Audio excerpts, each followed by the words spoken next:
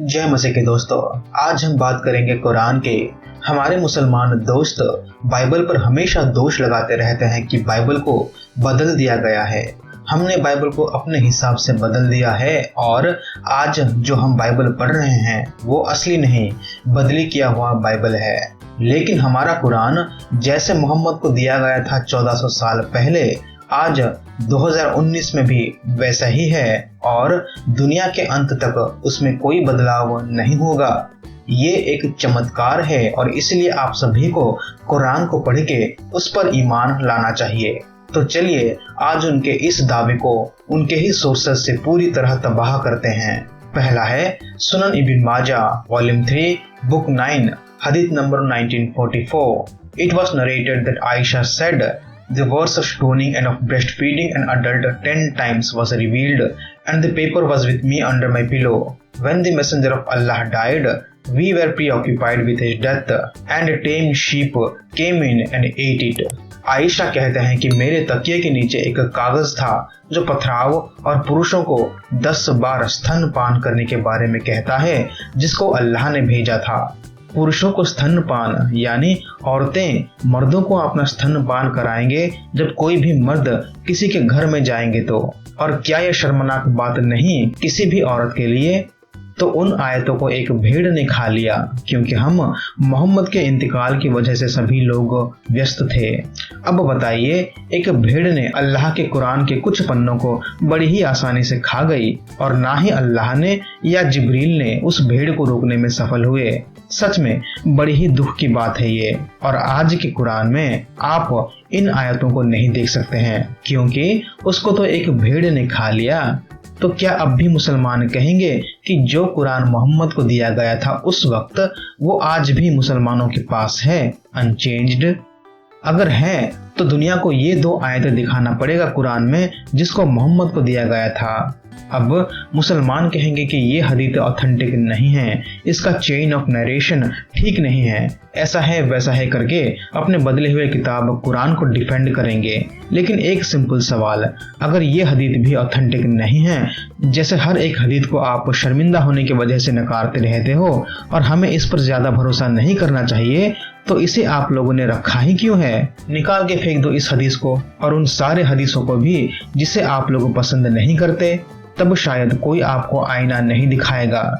लेकिन ये बात बड़ी ही मूर्खता से भरी है, क्योंकि ये कोई एनसीईआरटी का सिलेबस नहीं है जो आजकल के मुसलमान इसको ऐसे ही निकाल देंगे। जो मुसलमान बहाने करते हैं कि ये हदीस दाईफ है, ये हदीस सही है, वो लोग इसके एक वर्ड को भी चेंज नहीं कर सकते, नहीं तो उन्हीं के लोग उन्हें जीवित नहीं छोड़ेंगे। और इसलिए सारे हदीस जैसे लिखा गया था वैसा ही है, चाहे कुछ मुसलमानों को शर्मिंदा लगे, अपना मुंह छुपाना पड़े या अच्छा लगे। और ये दाईफ और साही सिर्फ मोहम्मद के और इस्लाम के शर्मिंदा भरे इतिहास से बचने के लिए इस्तेमाल किया जाता है। अब देखते हैं एक और हदीस, यह है साही मुस्लिम से। Abdullah ibn Abbas reported that Umar bin Khattab sat on the pulpit of Allah's messenger and said, "Verily, Allah sent Muhammad with truth, and he sent down the book upon him, and the verse of stoning was included in what was sent down to him. We recited it, retained it in our memory, and understood it. Allah's messenger awarded the punishment of stoning to death to the married adulterer and adulteress, and after him, we also awarded the punishment of stoning. I am afraid that with the lapse of the people may forget it and may say, we do not find the punishment of stoning in the book of Allah, and thus go astray by abandoning this duty prescribed by Allah. Stoning is a duty laid down in Allah's book for married men and women who commit adultery when proof is established, or if there is a pregnancy or a confession." ध्यान दीजिए इस बात पर कि उमर कहते हैं कि मोहम्मद को अल्लाह ने एक स्पेसिफिक आयत दिया था जो व्यभिचार करने वाले पुरुष या औरत को पत्थर मार के मारने के बारे में कहता है। और जो सबसे बड़ा प्रॉब्लम है कि वो आयत आज किसी भी कुरान में नहीं है। जैसे हमने देखा था कि स्तनपान करने वाले आयतों को एक भेड़ ने खा लिया, और यहाँ उमर कहते हैं कि अल्लाह ने एक आयत दिया था और वो आयत हम आज के कुरान में नहीं देख पाते हैं। चलो ये मान सकते हैं कि मोहम्मद के कंपेनियन ने कुरान को लिखते वक्त कुछ ऊपर नीचे कर दिए, या किसी ने ज्यादा लिख दिया या किसी ने कम, लेकिन अल्लाह के दो पूरा का पूरा आयतों को गायब करना बड़ी ही बहादुरी का काम है, क्योंकि खुद अल्लाह कुरान में कहते हैं कि उसके वचन को कोई नहीं बदल सकता, लेकिन सामान्य क्रिश्चियंस बाइबल को बदल देते हैं और खुद उनके सामान्य मुसलमान पूरा का पूरा आयत को ही खा जाते हैं। इससे तो यह साफ होता है कि इस्लाम में सामान्य मनुष्य उनके खुदा से ज्यादा पावरफुल होते हैं। इससे बड़ी त्रासदी की बात हो ही नहीं सकती। अब इसको भी डिफेंड करने के लिए कुछ मुसलमान कहते हैं कि यह कुरान के बारे में नहीं कह रहा है, किसी और किताब के बारे में कहता है, लेकिन आप गलत हो। जिसको अरबिक आती है वो ऐसा नहीं कहता है। अरबिक में साफ साफ लिखा है कि इस किताब को अल्लाह ने भेजा है, और इंग्लिश में भी लिखा है कि बुक ऑफ अल्लाह। और दुनिया जानती है कि मोहम्मद को क्या दिया गया था या क्या भेजा गया था, वो है कुरान। और अगर अब भी आप संतुष्ट नहीं हैं कि नहीं ये हदीस कुरान के बारे में नहीं कह रहा है, तो आप इसे खुद पढ़े। We recited it, retained it in our memory and understood it। अब ये सवाल खुद से करें, कौन से किताब को मुसलमान मोहम्मद के समय से आज तक रिसाइट करते हैं और मन में छापते हैं? वो तौरात तो नहीं, ना ही बाइबल, वेद या पुराण नहीं, वो है कुरान। अब आते हैं उमर पर। उमर ने क्लियरली कहा कि पथराव करने के आयत असली कुरान में था। आयशा ने कहा कि पथराव और गैर मर्दों को स्तनपान करने के आयत कुरान में था, लेकिन जैसे मैंने कहा कि आज के कुरान में हम वो आयतें नहीं देख पाते हैं।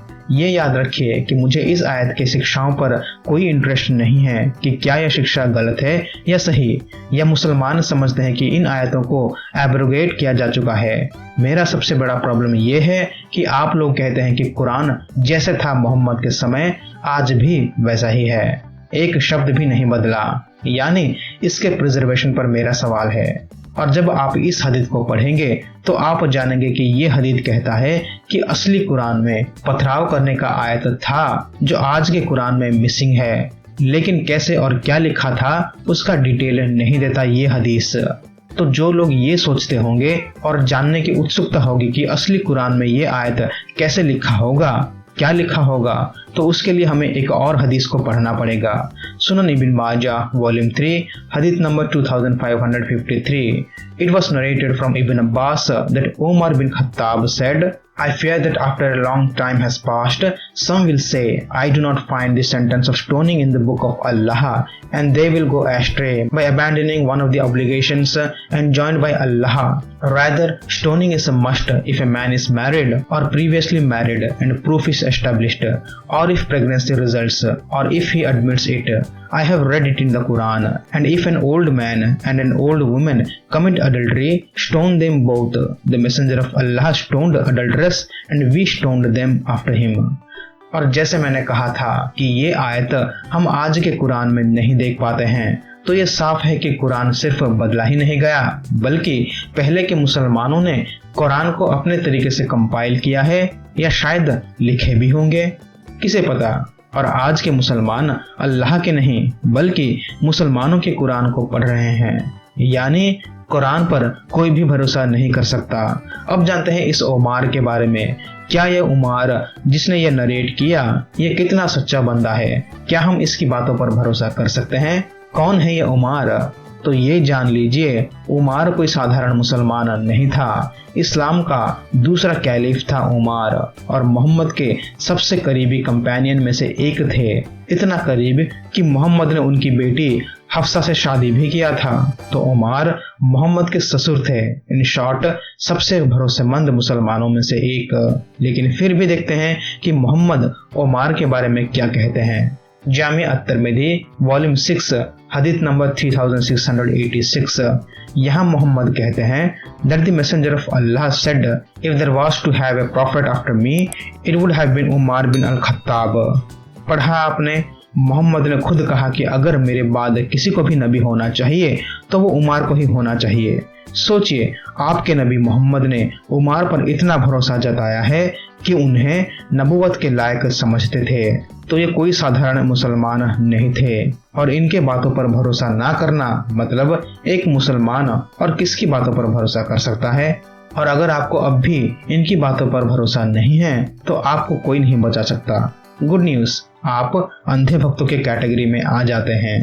तो हमने इस वीडियो में सिर्फ 2 ही हदीस देखा, जिससे हमने साबित किया कि आज मुसलमान जो कुरान आज पढ़ रहे हैं वो असली कुरान नहीं है, उसमें बदलाव किया गया है और ये इंसानों का रेवलेशन है, ना कि अल्लाह के। तो अब हर मुसलमान ये याद रखे कि बाइबल पर आंखें गाड़ने के बजाय पहले अपने कुरान को संभाले, ताकि ये ना हो कि आगे जाके कोई और ताकतवर मुसलमान आके कुरान के किस आयत को गायब कर दे और फिर भी आप ये झूठ बोलते रहो कि हमारा कुरान सबसे सही किताब है, जैसे था वैसा ही आज भी है।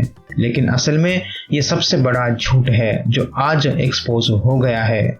और ये सिर्फ 2 हदीस ही नहीं, डिस्क्रिप्शन बॉक्स और कमेंट में मैंने शिया और सुन्नी के कई सोर्सेस रख दिए हैं जो साबित करता है कि आज का कुरान सेम नहीं, वो बदल चुका है। और सबसे बड़ी बात, कुरान इनकम्प्लीट है। आज के लिए बस इतना ही दोस्तों, मिलते हैं अगले वीडियो में एक और टॉपिक लेके। तब तक के लिए लाइक करें, कमेंट करें, शेयर करें और चैनल को सब्सक्राइब करें। प्रभु यीशु मसीह आप सभी को आशीष करे। आमीन।